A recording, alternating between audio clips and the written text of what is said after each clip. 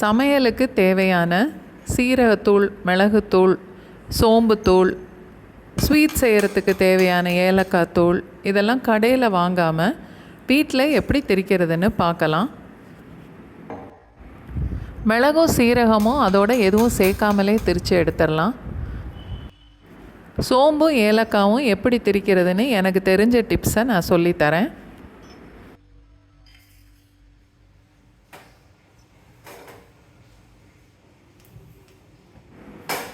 அடுப்பில் ஒரு பேன் வச்சுட்டு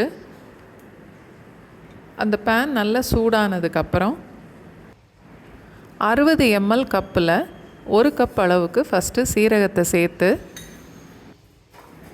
அடுப்பை லோ ஃப்ளேமுக்கு மாற்றிட்டு ஒரு 10லேருந்து 15 செகண்ட்ஸ் வறுத்தா போதும். சீரகத்தை கையில் எடுக்கும்போது கை பொறுக்கிற சூட்டில் இருந்தாலே போதும்.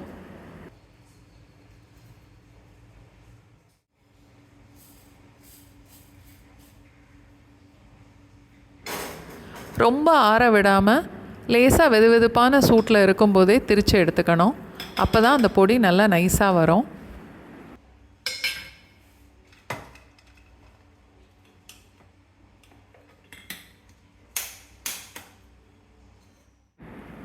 நல்லா நைஸாக திரிச்சிட்டு ஒரு பாட்டிலில் போட்டு மூடி வச்சுக்கலாம்.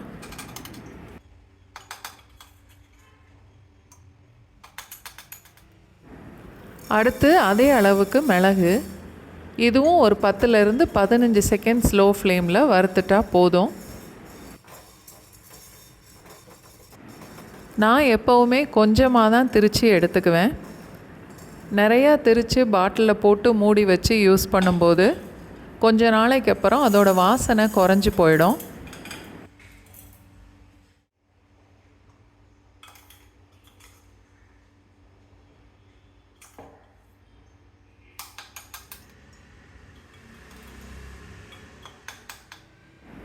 சோம்பும் அதே அளவு 60 ml தான் எடுத்திருக்கேன்.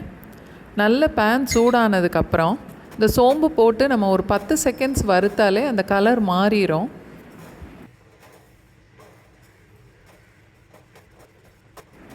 சோம்போட கலர் கொஞ்சம் மாற ஆரம்பித்த உடனே எடுத்து தட்டில் கொட்டிடணும். ரொம்ப வறுத்தா அந்த சோம்போட வாசனையே மாறி போயிடும்.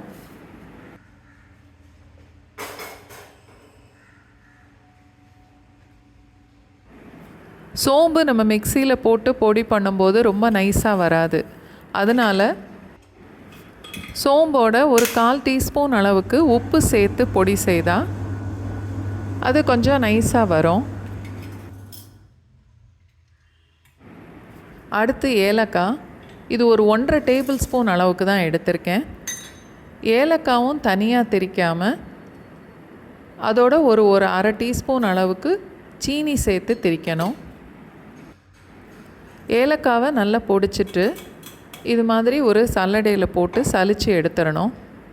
அப்போ அந்த தோல் எல்லாம் தனியாக வந்துடும்.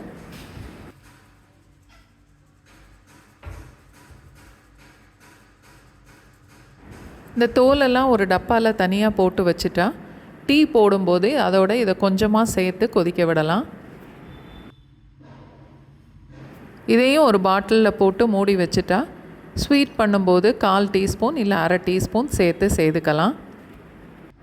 எப்போவுமே சின்ன சைஸ் பாட்டிலில் நம்ம ஏதாவது போடும்போது வெளியே கொட்டுதுன்னா இது மாதிரி ஒரு ஃபனல் வச்சுட்டு அதில் போட்டால் கரெக்டாக பாட்டிலுக்குள்ளே விழுந்துடும், வெளியே சிந்தாமல் இருக்கும்.